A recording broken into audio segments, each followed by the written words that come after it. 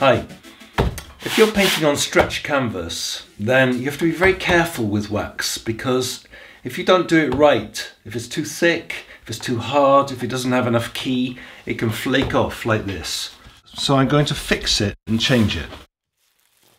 This is a new piece of canvas, stretch canvas, and it's primed for oils and acrylics. I use sandpaper because I think that gives a help to a better key.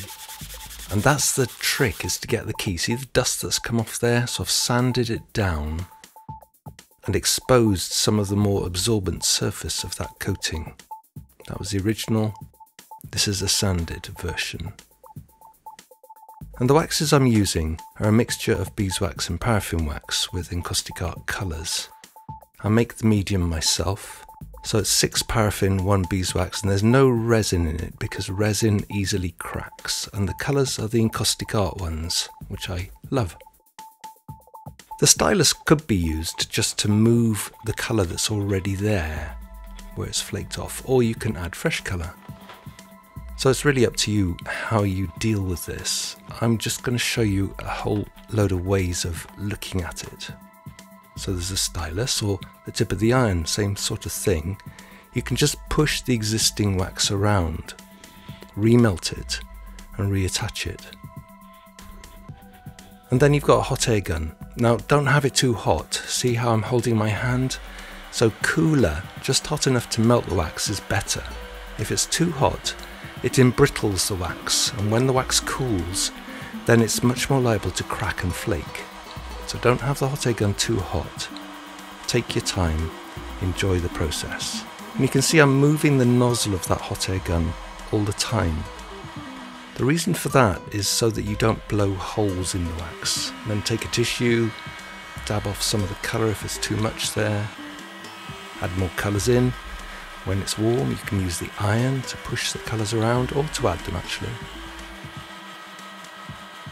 If you want to add them, just put them on the iron and then off you go. You can use a stylus and draw lines. There's all sorts of ways really. Splashing it on. Be careful, because if the wax hits a cold surface, sometimes it doesn't adhere very well. And what's really important here is that you get a good first layer, a good first coating all over every bit of that. Just using the clear medium, you can reactivate wax. So you're putting in some more liquid, basically, using the hot air gun just as the sole heat source.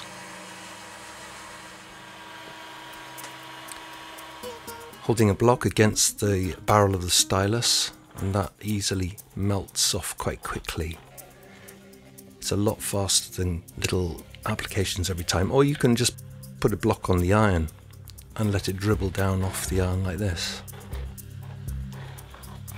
That wax that's now applying probably wouldn't stick very well without being blended in. So I'm blending it in and working those colours together.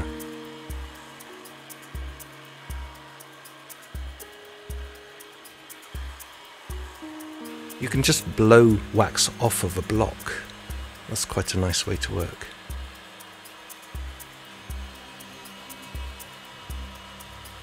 If you find you've got too much colour, use a tissue and dab it off.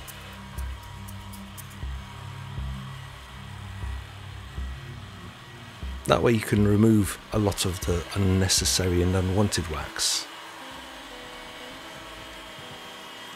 Or you can heat that tissue and dab colour back in. So I'm actually working with quite a thin layer of colours here.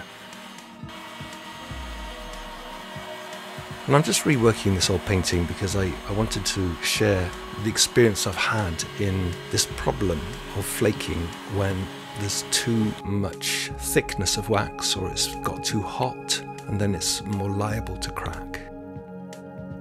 Now, if you don't want to move wax around when you're applying heat, what you can do is use a metal sieve like this, and that dissipates the airflow so that when you blow down with the hot air gun, it doesn't actually blow a hard jet of air.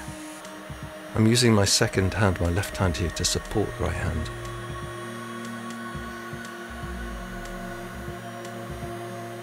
Moving on, here we are with the stylus again, putting in more colour, and a lot of this I'm going to blow around again. It's just a quick way of getting light or colour into an image.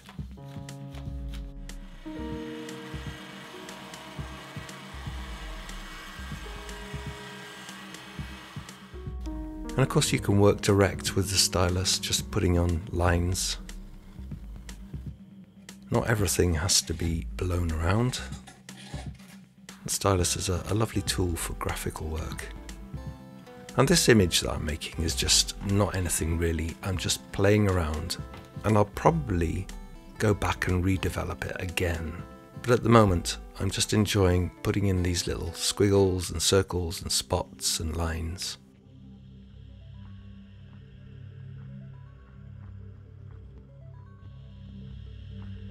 And it's got a fresh look now. This was my final piece, hanging in my house. And here you can see the thinness of the wax on that surface. It actually gives some lovely close-up effects. And I like the way that it sits in the grooves between that coating that they put on the canvas. And any part of this can be changed in the future. It's not static, it's not necessarily finished. This canvas has been like this for years and years, probably 10 or 15 years. It builds up a bit on the corners and the edges, and you can see it even dribbles down.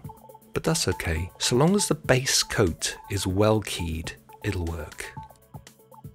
So here it is in my house. Thanks for watching. Bye bye.